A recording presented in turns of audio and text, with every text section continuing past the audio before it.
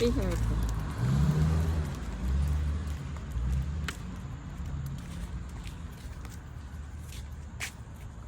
Bawal kasi dito maglakad ng aso na walang leash. Kailangan may tali talaga sila. Tsaka bawal dito ang aso pag tumain na hindi mo dadamputin. May libre bawat kanto, may libreng mga plastic bag ganito, tapos may lalagyan ng saan yung kain nila. Hindi mo pwedeng pabayaan.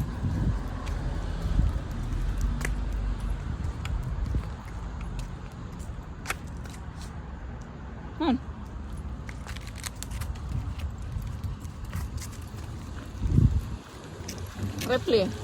Hey, look at her. Sit. Ripley. Sit. Sit. No, sit. Sit.